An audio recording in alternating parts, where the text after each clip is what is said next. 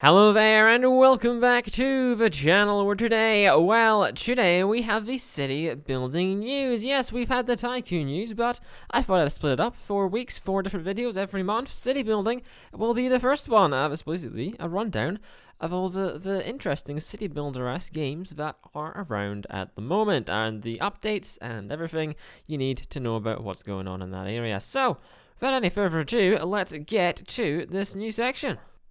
First, we have a game called Buildings Have Feelings 2. Buildings Have Feelings 2 is a cute little city building management game about helping a small town grow and modernize into, the current world that we have around us today. However, all these buildings which a town is built from have their own feelings, their own aspirations, and their own emotions. They can even walk and talk. Who'd have thought it? You can tell it's not exactly realistic. Buildings Have Feelings 2 includes a wide variety of buildings from the old Victorian era right the way through to the modern day of today. As you grow and modernize your buildings, you'll have to make friends with these buildings in order to customize them and rearrange them to improve your city and its layout. As you grow, you can get more buildings to expand into multiple new neighborhoods. It's definitely a unique and interesting little city building game. However, there is no noted release date on Steam as of right now. It looks like a bloody interesting game and a bloody unique take on a city building management game. So, you can wishlist it on Steam if you like. Tropico 6 saw its second DLC released this month with the Splitter DLC. The Splitter DLC adds a whole host of new media and social features, such as superstars, factions, and faction leaders, and a new social app, a bit like Twitter. You get it? Twitter, Splitter, get the... Yeah. Alongside this, the DLC brings with it 3 new buildings with a rehab center, a beauty farm, and a super villa, really capitalizing on that superstar nature of the DLC. And that's about it, really. For £8, it doesn't really seem all that worth it, in my view, and the reviews on Steam currently sit at mixed, with many sharing that view of it not really being worth it. Next up, we have a game called Silicon City. Silicon City is another up-and-coming city builder with a neat little spin on the style. Silicon City features a retro city building style and graphics with a classical square building technique present. Silicon City will place you as the mayor of this new city. Starting with an empty area of randomly generated land, you'll have to encourage citizens to move in and populate your budding town to turn it into a successful city.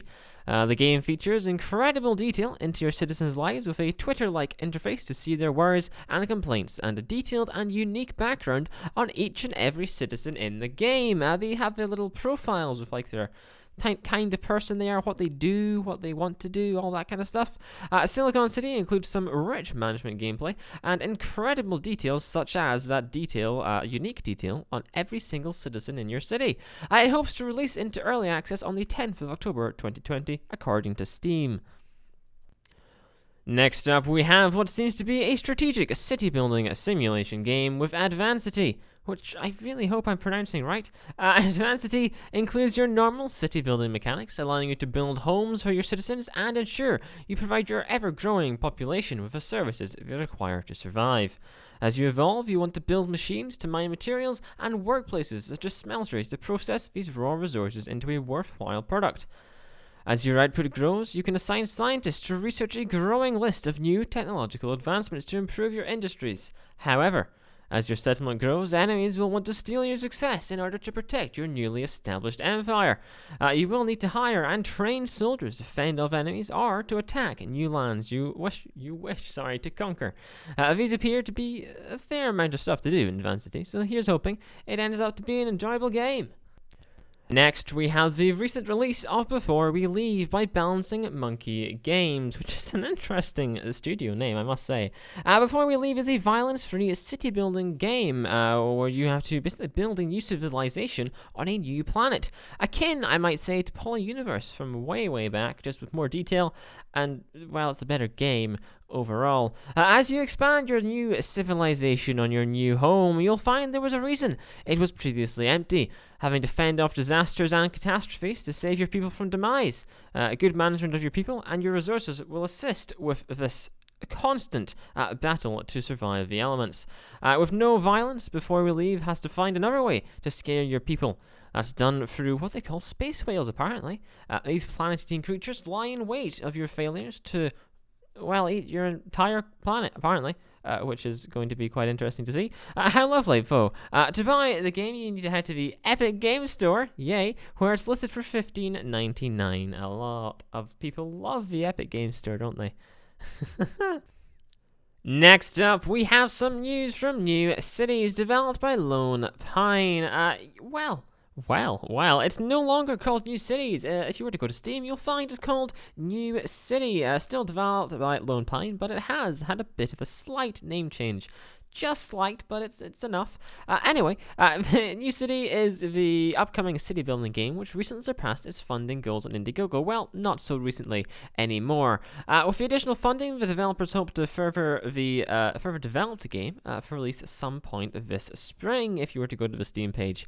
NewCity, though, if you don't know anything about it, is a city builder at heart, providing you with a selection of elaborate tools, allowing you to build a thriving metropolis, a thriving regional metropolis on your screen.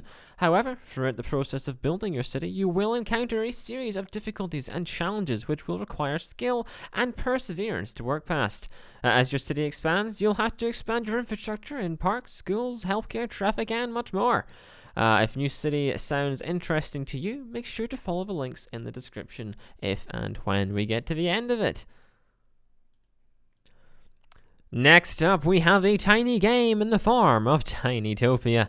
Tinytopia is a miniature city building game, allowing you to build incredibly cute little towns and cities out of miniature toy-like buildings. Thank you, Harris, for interrupting me there. He just growled at me. Tinytopia allows you to create your own custom cities or recreate real-life constructions, such as San Francisco, let's say. Alongside this, Tinytopia's physics system allows you to build buildings in buildings. That was a bit of a complicated sentence. Basically, you can place a building within another building to create a better looking or more customized, unique building for your city. Basically, it's a way of making your city more unique. As your city grows, there will be the threat of tornadoes, fires, meteor storms, monster attacks, and much more. The general threats on any real-life city, I'm sure. You'll have the power to create these to destroy your city, or defend your city from destruction by disaster. Tinytopia has its prospective release date of 2020, and it looks bloody cute and bloody amazing, and I can't wait to play it. So there's my opinion. Moon Village is an interesting space-age haiku game set on, surprise, surprise, the moon! Who'd have thought it? Moon Village places you as the controller for the first ever base to be constructed on the big glowing planet we call our moon. Moon Village allows you to build a space station in orbit around the moon, create the process for rocket construction and launching rockets from the moon, building a fully functional mini civilization on the moon, and building lunar vehicles to explore the planet with much more, allowing you to become the pioneer of humanity's space race. I'd be slightly wary, as if you were to look at the gameplay trailer, which should be on your screen right now, you'll notice it's entirely CGI-looking footage. That's not gameplay we're seeing. So, as with any CGI trailer, I'd be a bit wary of putting your full confidence behind this game before we see some actual gameplay. Next up, we have Mr. Prepper, which is a game that's been coming for quite a while, and I've been calling Mr. Pepper until pretty recently, which is the wrong way to put it. Mr. Prepper is a game about preparing. What for, you ask? Well, nuclear war, of course. Mr. Prepper sees you building an underground shelter beneath your house, stocked with supplies, materials, and rooms required for the eventual apocalypse. The game sees you craft machines, trade with neighbors, create emergency plans, all while having to hide from the big bad authorities like the FBI and people like that is the impression I get. Personally, I find the game to be an extremely interesting concept, and one that, unlike many other games recently, has not been explored elsewhere in the genre. For more information and footage, you can find the attached links in the description at the end of the video. Next up, we have some updates from Halfway Decent Games, the studio with the awesome name that is developing Metropolism, with It's got a release date set for some point this year as well, so it's on the way. If you haven't heard of Metropolism, it's a deeply complex city building and management simulation game with some awesomely cute graphics and a series of great gameplay features. These gameplay features will help you zone, build, and manage a budding town into a growing mega city. Speaking of a mega city, you can build a town, or well, a city, well into the 10 million population range, which is bloody amazing. If you're a fan of any SimCity game, this is something to add to your wishlist on Steam and then have a heated discussion with about to your next door neighbor. I don't know why I typed that. All in all, I think it has the potential to be a great game from the limited footage and information that we currently have. There are every so often a couple updates on some social media pages, so if you want to keep up to date on how the development is going, then I would recommend you follow along on them. We mentioned City Block Builder a few months back, but since then, a little more information and images have surfaced online about it. City Block Builder, for those unaware, is a city builder based on the 1950s of Los Angeles, a city considered a modern utopia with the rise of Hollywood imminent. You inherit an old cinema theater, which you will have to renovate and expand in order to meet the demands of local consumers and to make a profit in this new and ever-changing modern-day landscape. Adding to your block, buildings such as restaurants, bowling alleys, a series of shops, newsstands, drive-ins, clubs, and much, much more. Expanding your original enterprise into an expansive money-making endeavor. City Block Builder has a prospective release date of October 13th, 2020.